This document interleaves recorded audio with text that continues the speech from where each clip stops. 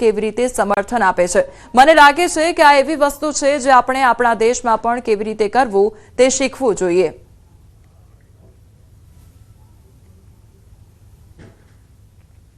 It was amazing and it was a huge honor to meet the Prime Minister of India, such a huge country, and we know that we have a lot of audience in India for our shows, and to get this honor from your Prime Minister, for us it was it's great and great to see how we support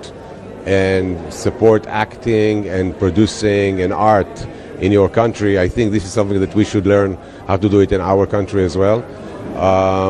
And we would love to collaborate again. My show Fauda was Netflix premiered Fauda 4th season in Goa Film Festival. AMNS કંપનીમાં વિરોધ મામલે ગુનો દાખલ કરવામાં આવ્યો છે અને Hazira police સ્ટેશનમાં BNSની કલમ 109 મુજબ ગુનો દાખલ કરવાની તજવીજ હાથ ધરવામાં આવી છે। ત્યારે ક્રાઇમ બ્રાન્ચ SOG તેમજ પોલીસ દ્વારા ચાંપતો બંદોબસ્ત રાખવામાં આવ્યો છે। અત્યાર સુધીમાં 46 થી વધુ આરોપીને રાઉન્ડ અપ કરવામાં આવ્યા છે। સાથે જ બીજા આરોપીઓની ઓળખ કરી અને તેને પકડવા માટે તમામ ટીમો દ્વારા કોમ્બિંગની પ્રક્રિયા ચાલુ છે। પોલીસ બંદોબસ્ત અને પેટ્રોલિંગને લઈ હાલ AMNSમાં શાંતિનો માહોલ છે। પાણીપતમાં એક કર્મીના મોત બાદ ગઈકાલે આક્રોશ જોવા મળ્યો હતો। કર્મચારીઓએ કામ બંધ કરી હોબાળો મચાવ્યો હતો, સાથે જ તોડફોડ પણ કરી હતી તો વિવિધ માંગ સાથે કામથી અડગા રહ્યા હતા। મામલો કાબુ બહાર જતા પોલીસે 40 ટીયર ગેસ છોડ્યા હતા, સાથે જ 4 રાઉન્ડ ફાયરિંગ પણ કરવામાં આવ્યું હતું। મહેસાણાના ગાંધીનગર લિંક હાઈવે રોડ પર વહેલી સવારે ગમખ્વાર અકસ્માત સર્જાયો। ખનીજ ભરીને પસાર થતા બેફામ ડમ્પર ચાલકે સ્કૂલ બસને અડફેટે લીધી તો શબરી વિદ્યા વિહારની સ્કૂલ બસને પાછળથી જોરદાર ટક્કર મારતા બસમાં સવાર વિદ્યાર્થીઓના જીવ તાળવે ચોંટ્યા હતા। ટક્કર એટલી જોરદાર હતી કે બાળકો ચીસાચીસ કરવા લાગ્યા હતા। આ અકસ્માતમાં 2 થી વધુ વિદ્યાર્થીઓને ઈજાઓ પણ પહોંચી છે।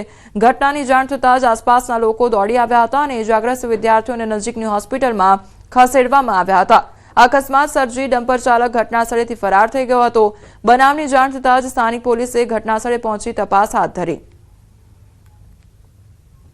હું સ્કૂલ બસ અહીંયાથી લઈને આવતો હતો, આમ પાછળ ટર્બાવાળે પાછળથી આવીને ઠોક્યું ગયા બસને। ટર્બાવાળો બહુ સ્પીડમાં હતો, મારી સ્પીડ નોર્મલ હતી, એની ગાડી ભરેલી આખી ફૂલ ગાડી હતી। મેં એ બ્રેક મારી પણ એની બ્રેક નહીં આવી અને પાછળ જેવું ઠોક્યું મારી ગાડી આખી રોંગ સાઈડ આવી ગઈ। ખેડા જિલ્લા પંચાયતની સ્થાનિક સ્વરાજ્યની ચૂંટણીને લઈ તડામાર તૈયારીઓ શરૂ કરવામાં આવી છે। રાજ્ય ચૂંટણી આયોગે ખેડા જિલ્લા પંચાયતની ચૂંટણી માટે મતદાર મંડળોની રચનાનો પ્રાથમિક આદેશ જાહેર કર્યો છે। કુલ 42 બેઠકો માટે નવું સીમાંકન અને અનામત બેઠકોની ફાળવણી જાહેર કરી છે। કઠલાલ, કાપડવંજ તેમજ ઠાસરા, નડિયાદ અને ફાગવેલ તાલુકા પંચાયતો માટે પણ પ્રાથમિક આદેશ પ્રસિદ્ધ થયો છે। 2011ની વસ્તી ગણતરીના આધારે તમામ મતદાર મંડળોની રચના કરવામાં આવી છે। પછાત વર્ગો માટે 27% બેઠક અનામત રાખવામાં આવી છે તો ખેડાની 42 પૈકી 14 બેઠકો સામાન્ય કેટેગરી માટે બિન અનામત ફાળવવામાં આવી। સીમાંકન અને ફાળવણી અંગે જનતા આદેશની તારીખથી 7 દિવસમાં પોતાના વાંધા સૂચનો રજૂ કરી શકાશે।